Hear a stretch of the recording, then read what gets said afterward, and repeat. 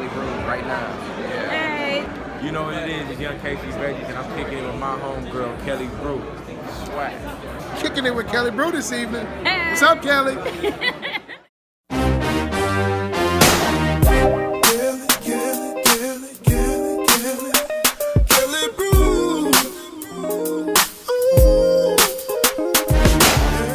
We're here this evening for the Men of Courage. Yeah. What is your affiliation with the company, and how do you feel like you're giving back to the community? I'm one of the founders of Men of Courage, and what it's done is just help bring the communities together to share our stories, share our ups and downs, our trials and tribulations. And I think even just a meeting of the minds when people come together and share what they got going on, that right there is a step towards progression. You know what I mean? That right there is a step in the right direction. It's called Men of Courage, but like I said, it's not just all men here, like my mama here and people here. And we just participate in it. You know, we focusing on Black African American men and just seeing how we can advance the community, how we can do better, how we can boss ourselves up. So I'm excited to be a part of it, be a founder of Men of Courage, and this is the fourth or fifth, I think the fifth city we've done now. So it's just good to see it progressing. And I've had the privilege of helping to really bring Men of Courage to fruition and bring it to life. So it started almost 3 years ago when I brought Big Sean, Dave Bing, and Shaka Senghor together to say what can we do to improve the image of African American men in our country. And so that's how Men of Courage was born. For too long, what you read about or hear about in terms of black men and black boys has been negative. Mm-hmm. And so we've got 90+% of black boys and black men are doing positive things in their community. And we need to get that story out so people can start talking about the better things that we're doing and what the opportunities are out there. So as we go from city to city, we have a chance to meet a lot of people that we've never known, people who've got ideas, people who are ready to start a business, or people who are ready to expand their business, and try to figure out what their needs are.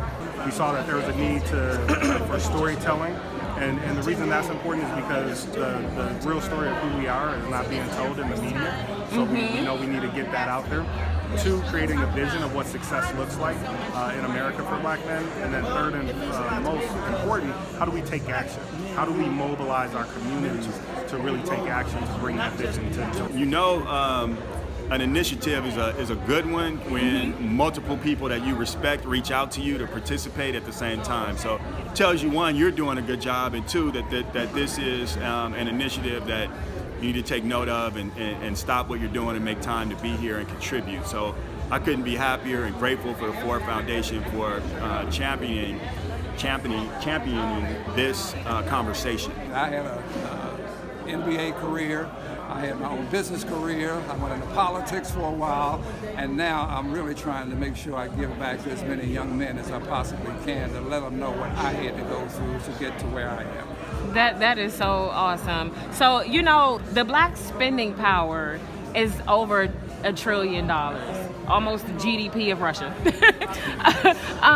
What do you think, like, what can we do to, you know, generate those dollars in our own community? Because, you know, in the black community, when we spend money, it circulates for a mere hours, whereas though other communities, it circulates for days, months, years, and so forth. What are your thoughts on that? So it all boils down to economic mobility, right? Poor education, high incarceration rates, high divorce rates.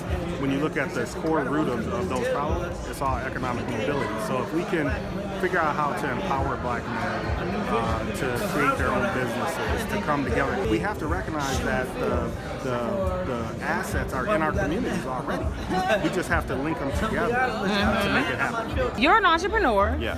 What are some advice or tips that you could give to other upcoming black business owners? You know, we're real adamant about that. So what are your thoughts and tips for that? The first thing I always tell people is work in the industry where you want to be an entrepreneur. You know, I think sometimes in the creative space, that's the exception to the rule.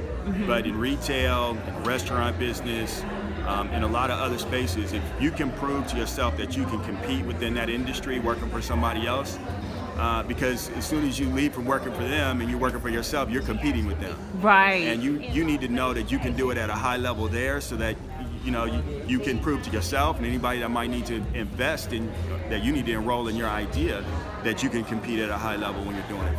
Well, I think a lot of us are true entrepreneurs. We may not have the educational background to start a business, but we do it from our gut in a lot of cases, and a lot of us are pretty good at it. Yeah. The more businesses that we can start and keep in our communities, the better our communities are going to be. That's where the investment needs to be. So we've got to get businesses started in our neighborhoods so that we can hire people from the neighborhoods. That's the way I think we're going to bring our neighborhoods back. So our goal is to meet as many young men and people, young women also, as many as we can, to get them interested in entrepreneurship and get them ready to run their own business. I know that's right.